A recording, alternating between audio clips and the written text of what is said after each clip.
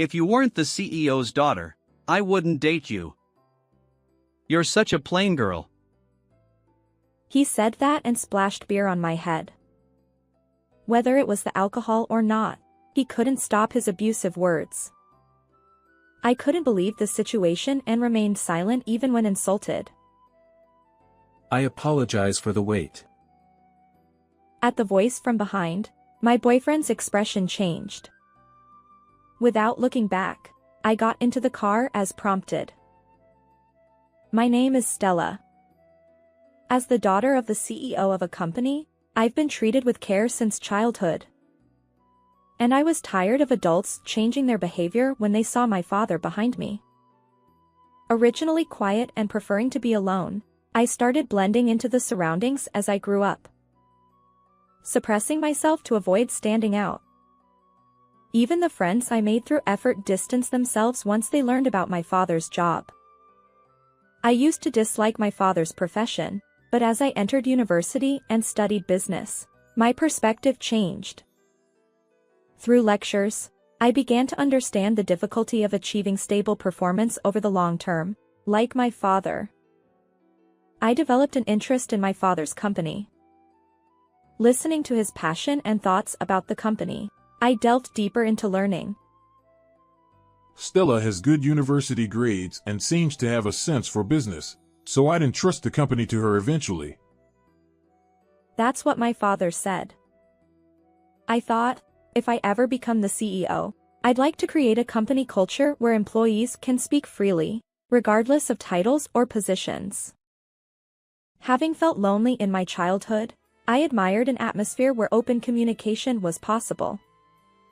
It would be wonderful if I could shape the company that way when I become the CEO.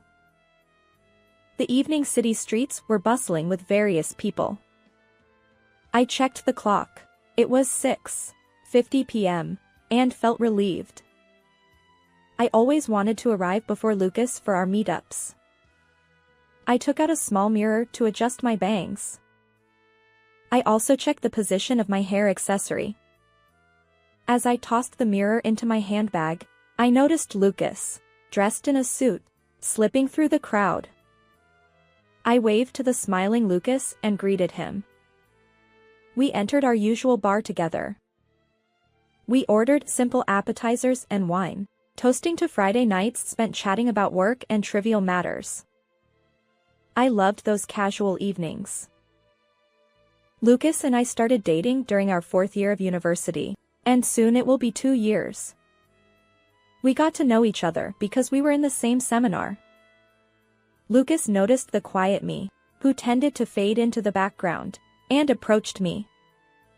He's great at conversation and subtly lifts the mood around him. I feel lucky to be with him. Lucas said. The head office's planning department is tough, and there's a lot of overtime. But the satisfaction makes it worth continuing. After downing his wine, he seems quite tipsy. Being assigned to the planning department means they have high expectations for you. Lucas, you're amazing. Lucas asked. How long will you stay in the factory job, Stella? If you get transferred to the head office, we can have lunch together. After graduating from college, I requested my father, who is the company's CEO, to let me work in the factory. I had a strong desire to understand the field. I'd love to have lunch with Lucas, but I enjoy the factory work, and it suits me. Lucas replied. Really? Wouldn't it suit Stella better to work at the head office dressed nicely instead of in overalls? He peers at me, gauging my reaction. Not at all. Overalls are comfortable. Lucas, can we order more dishes? I'm quite hungry. Something feels off. Lately, Lucas seems like he wants to say something. Perhaps he found out I'm the CEO's daughter. Suddenly, a memory resurfaces. The friends who distanced themselves when they learned I was the boss's daughter. I can't reveal that to Lucas. He must never find out. Rocked by the sparsely populated train, I gazed out the window. Enjoying the view through the glass was my daily commute ritual. It's a sunny Monday. As the train progresses, the landscape changes from gray buildings to a lush green scene of interconnected trees. Crossing a large river, we're almost at the nearest station. The water's surface reflects a vivid blue, sparkling in the sunlight. I glance sideways as an elderly man and a puppy crossing the bridge shrink from view. Stella, good morning. You're early. Joseph says as I exit the ticket gate. Joseph, 2 years my senior, was the friendly colleague who spoke to me on my first day. We chat while heading to the factory. After preparing and reaching my workstation, the signal for the start of the workday sounds. Everything should proceed as usual. However, an unexpected incident occurred. It was just before the afternoon work began, right after lunch. At that moment, my father, the company's CEO, happened to be inspecting the premises. Exiting the break room, I bumped into my father, who asked me to relay a message to my mother. Apparently, he forgot his smartphone at home. He could send it from his computer, but he found it bothersome. Seeing my father off to the workshop, I turned around and, surprise! Joseph was there. He peeked through the half-open conference room door. Wait, Stella, are you the CEO's daughter? Panic sets in. I try to come up with an excuse, but nothing comes to mind. Regret floods over me for casually chatting with my father. Joseph will undoubtedly change his attitude toward me now. Word might spread throughout the factory, and everyone might look at me differently. Lost in my thoughts, Joseph speaks up. Well, Stella, there's something I'd like your help with. There are several processes I'd like to change. Could you relay this to the CEO? Despite his usual demeanor, I'm intrigued by the content of his request. What kind of processes? I ask. Joseph briefly explains, but the workday is about to start, so we decide to discuss it later. We rush to our respective workstations. Joseph didn't treat me any differently, and his attitude seemed to say, it's no big deal. Feeling the weight lift, I climb the stairs to the workshop. I'm sitting across from Joseph at the hamburger shop in front of the station. Our conversation from earlier in the day unexpectedly became quite lively.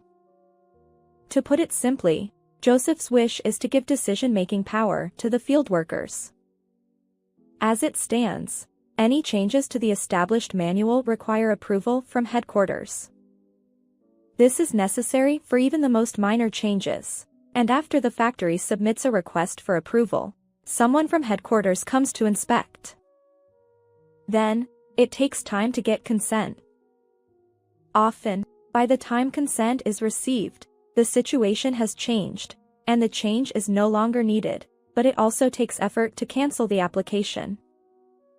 Joseph, having finished his hamburger and crumpling up the wrapper, says, So, Stella, ask the president. Maybe that's impossible. But I'm still wondering if there's something we can do about it. I hesitated because I wasn't sure if it was something I could ask my father to do. Well, it might be difficult to ask the president, but it seems like the system should be changed. Joseph agrees. Right, you think so too? Let's take action first. We'll document all past cases and submit them. Then we'll convey our wishes and have headquarters consider them. Joseph wonders. I wonder if it will work. I try to persuade the hesitant Joseph. Let's just give it our best shot. Joseph concedes. Well, just talking about it won't change anything. From the next day, we involved our supervisor and started gathering information throughout the factory. It was honestly tough to work on it during our daily tasks. But after persisting for several months, the documents were completed. We timed it with a general meeting at headquarters and handed it over to our supervisor, finally taking a breath of relief. As I was drinking juice during a break, a colleague approached me. I heard the documents are finished. Good job. They said. Since we had been going around the factory departments collecting information, everyone knew the situation. Finally, it's done. I hope it leads to some change.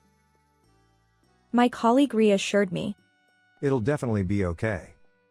But I'm surprised by Stella's initiative. You really do have the president's blood in you. How do you know about that? I asked. Sorry, I pried it out of Joseph. I was curious why Stella got involved. But don't worry, I'm the only one who knows. Is that so? I thought to myself, feeling mixed emotions but believing my colleague's words. It would be great if Stella became the president. You're so serious and hardworking, and you really did your best for the factory this time.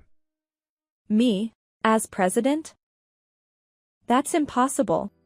I laughed it off, and my colleague laughed along. This person, who was laughing with wrinkles at the corners of their eyes, is a veteran who has been working at the factory for over 20 years. They, like Joseph, continued to treat me with the same unchanged attitude. It was a calm and bright unchangedness. Months passed, and when our supervisor returned from the general meeting at headquarters, they raised their voice and called everyone together.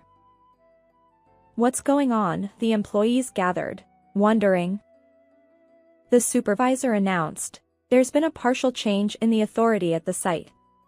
Hearing these words, the employees began to murmur.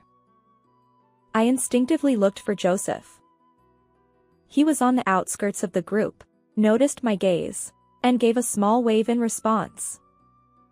Not all of our hopes were realized, but it seemed like nearly half of them had been approved. That day, everyone took turns speaking to me, and I felt very happy. Since then, filled with a sense of accomplishment and even more motivation, I've been living fulfilling days. One day, my father called me to headquarters. Wondering why he would call me out of the blue, I left my afternoon work and headed to headquarters. When I entered the president's office, my father first praised me for my recent achievements. I hadn't spoken to my father about it, but he seemed to have looked into the situation. Apparently, the company's numbers had significantly improved because of this, and after laughing heartily, my father said to me with a serious expression, Stella, you have the sense and vitality for management. How about you start taking over the president's duties more seriously? Hearing my father's words, I thought I wanted to try. A workplace where employees' opinions are heard and improved, and where employees who have become easier to work with are lively. If I became president, I could move things on a larger scale. I could create an even more comfortable working environment. Of course, the responsibility would be heavier. My mind was almost made up, but I asked to think it over and went home that day. Alone in my room, I questioned myself. Can I really do this?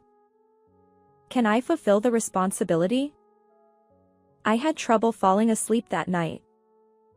The next morning, despite the lack of sleep, I visited my father at headquarters with a clear mind. About yesterday's conversation, please let me do it. I look forward to working with you. I asked deeply. My father said. That's great, thank you. And started discussing the future schedule. What? Stella, you're becoming the CEO? Joseph, please don't raise your voice too much. The break room during lunch only had Joseph and me. It seemed like the right moment, so I shared the news about my upcoming promotion to CEO. Sorry. But seriously, becoming the CEO? Everyone will be surprised. Exactly. I think I'll be transferred to the head office soon, and I'm struggling with how to explain it to everyone. Why not just tell them the truth? Talking about being the CEO's daughter is a bit scary. I mustered the courage to share past experiences, losing close friends, feeling distant from others, and my guarded childhood. Joseph listened empathetically and responded. Maybe some people won't be able to interact with you the same way. It's hard to predict. But everyone knows about your hard work this time. I think they trust you, Stella. Besides, some people might not change their attitude after all. I wondered if that was true. Joseph's words offered some comfort, but my heavy memories still weighed on me. Ultimately, I gave an ambiguous response. After work, I checked my phone and found a message from Lucas. They hadn't seen each other in a while. While I had been busy with paperwork for the head office, Lucas had entered a busy period. I needed to consider not only my colleagues at the factory but also Lucas.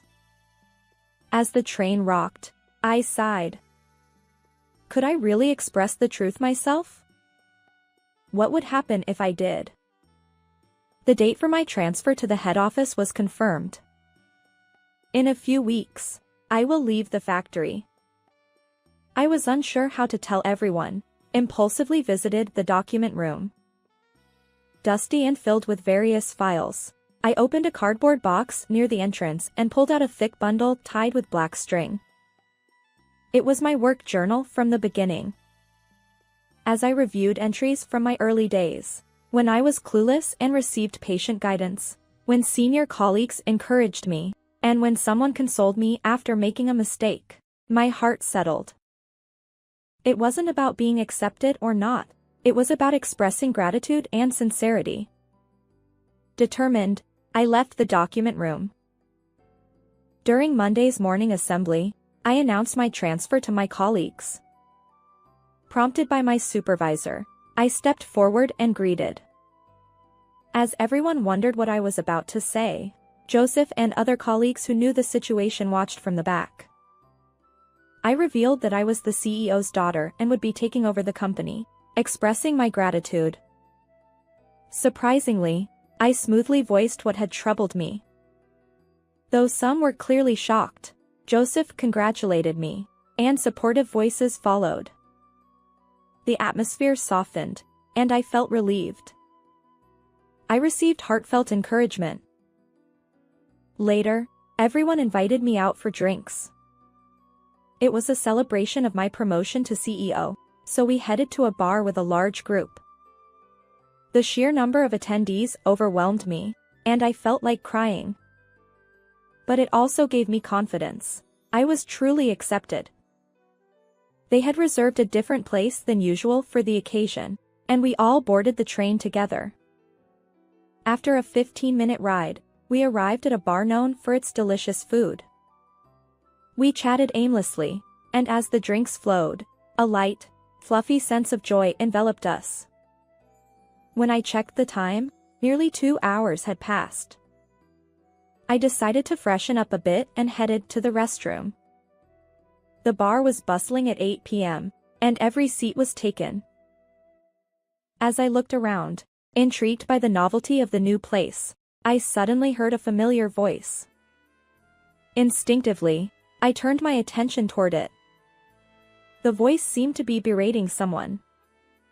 Despite wanting to leave immediately, my body moved toward the table where the voice came from. It felt as if I were detached from myself, experiencing a strange sensation. Lucas's voice reached my ears. She might have kept it hidden, but everyone in our seminar knew. If she weren't the CEO's daughter, I wouldn't have dated her. Such a plain girl. At a table with 4 suited individuals, there he was, Lucas. He continued. She works in the factory, and I can't believe she's really the CEO's daughter. Her drab attire doesn't inspire me to take her to a nice place. If she invited me to her mansion, maybe I'd feel more motivated. His words hit me like a punch. I couldn't comprehend what was happening. Frozen, I stood there, and Lucas noticed me. Clearly, he'd been drinking heavily. His resentment and animosity toward me were palpable, leaving me immobilized. Do you even think you're worth anything? Your only value is being the CEO's daughter. Lucas glared at me. Unsteadily, he approached, holding a glass in his right hand. Without hesitation, he tilted the glass, splashed beer on my head. The liquid drenched my hair and face, dripping onto the floor. His words continued. We wasted years together. Let's break up. I'm done with you. I could only nod in response to Lucas's angry outburst. Quietly, I distanced myself from him, informing my colleagues that I'd head home first. Thankfully, they were too engrossed in their drinks to notice. As I stepped out of the bar, the cool night air touched my cheeks. The droplets in my hair cooled, and the chill reached my scalp, making me shiver.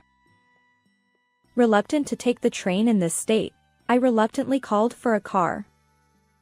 When I became CEO, my father provided me with a private car.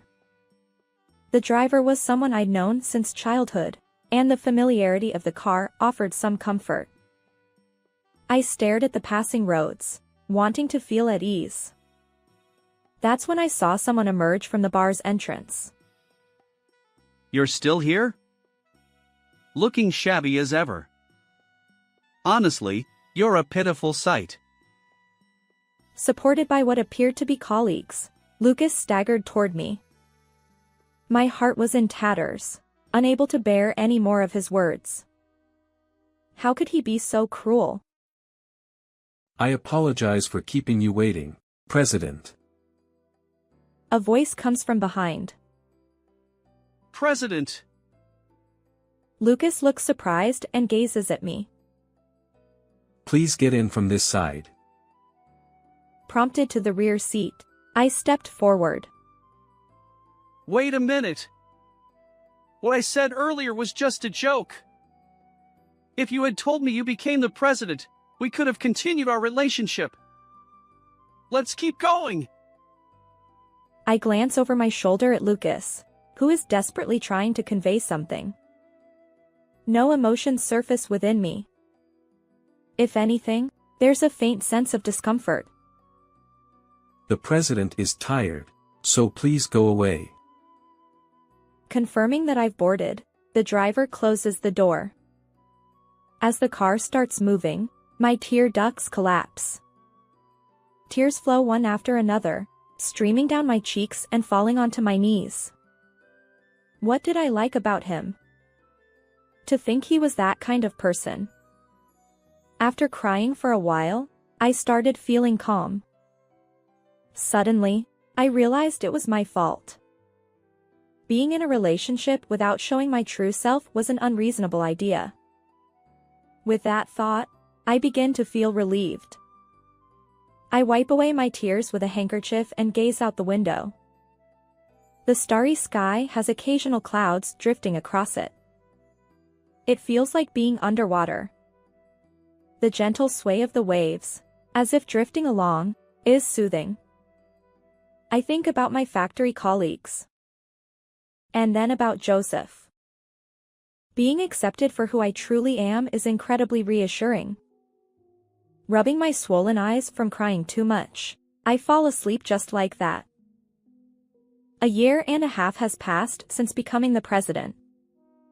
Even after transferring to the headquarters, I visit the factory under the guise of inspections whenever nostalgia strikes. Today, I brought some treats as usual. Despite saying it's tough, Stella manages everything smoothly. It's impressive. It's not a big deal. I've been receiving support from everyone. As I distribute the snacks, I feel my face soften. Since becoming the president, my factory colleagues still call me Stella. It feels like coming back home. Lost in thought, I suddenly noticed Joseph approaching. By the way, what about our honeymoon? His sudden private question surprises me, and I glance around. The colleagues we were chatting with earlier have returned to their workstations. Well, I haven't announced it yet, so be careful. Since transferring, I've become even closer to my factory colleagues, and Joseph and I started dating. We got engaged last month. Don't worry. I made sure no one was around. Where do you want to go? Maybe overseas? I'd love to be by the sea. My mouth moves faster than my thoughts. For some reason, I've always wanted to go to the beach with Joseph. If it's the beach, maybe an island would be nice. I'll look into it. Joseph smiles. I'm looking forward to it. In the bright light, sitting on the shore and gazing at the sea with Joseph, what colors will it be? Just imagining it makes my heart race, and my cheeks relax. How did you like this story? Don't forget to subscribe to the channel. Well then, let's meet in the next video.